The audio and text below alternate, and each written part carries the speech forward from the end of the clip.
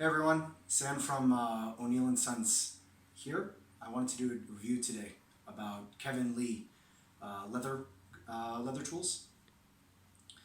I wanted to do the review because when I was looking for kind of to upgrade my tool set from the basic level, uh, I found some reviews of Kevin's stuff, but not any sort of video, just maybe a scattered Reddit post or two, and this was in 2018.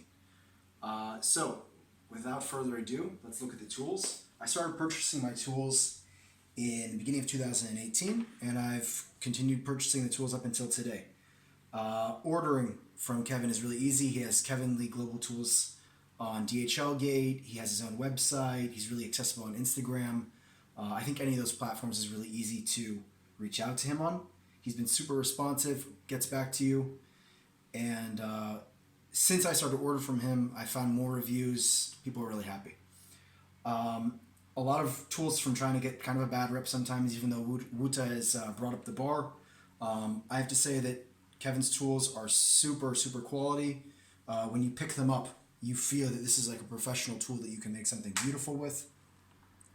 I've had these tools for maybe more than going on almost 2 years now, and there hasn't been any issues with them. I started purchasing this pricking iron set. I have 2.7 all the way up to 3.85. At the time I got the 2 plus 8 sets that he was offering. Today I understand that he also offers 2 plus 10. If I had to redo it today, I'd go for the 2 plus 10 because sometimes the 8-tooth iron is a bit fiddly. I also ordered from him some French edgers. The French edgers I have from him are 12 millimeter, 8 millimeter, and 4 millimeter. I also have regular edgers, which are 1 millimeter, 0.8. It says here on the back of the tools the size, and his smallest, which is 0.6. I also have 2 manual creasers that I got from him before I actually bought an electric creasing machine.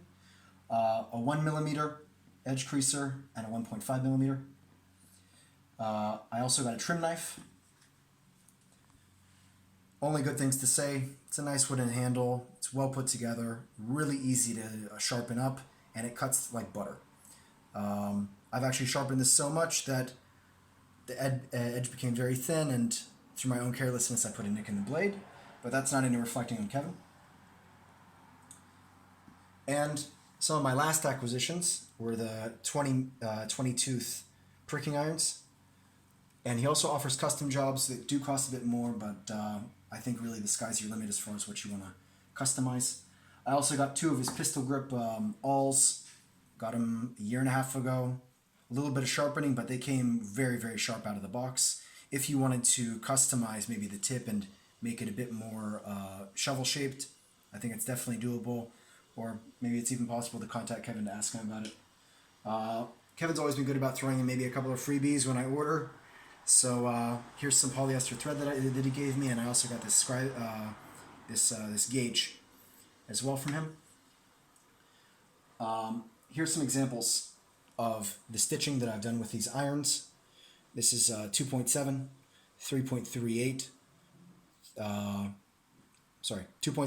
3.0, 3.38, and 3.85. This is a 5 millimeter thick piece of leather. For this, I would say that because this is nowadays called a hybrid iron, you can either prick or you can punch all the way through. This is optional. I wouldn't recommend punching above maybe 4 millimeter through, because the holes on your face side are going to be quite large. But for small wallets and really small goods, it's so sharp that it's going to punch through even with the lightest tap. So take that for what it's worth. Here's some examples of finish work that I've done with his irons. This is a 3.0 millimeter stitching here. Because these were so small, I punched all the way through. Because this is so thin, I punched all the way through. And these are the results.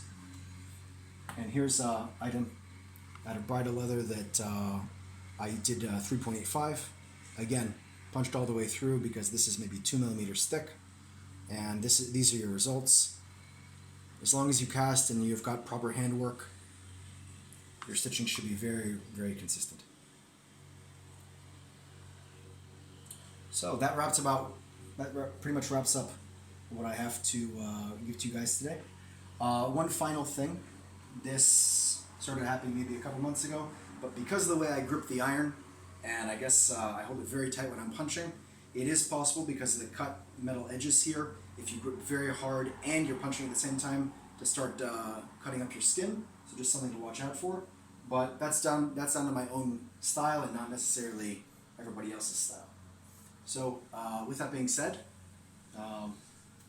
5-star review for Kevin's tools, and I hope this video gives you some helpful knowledge before you go out and purchase tools. Thanks.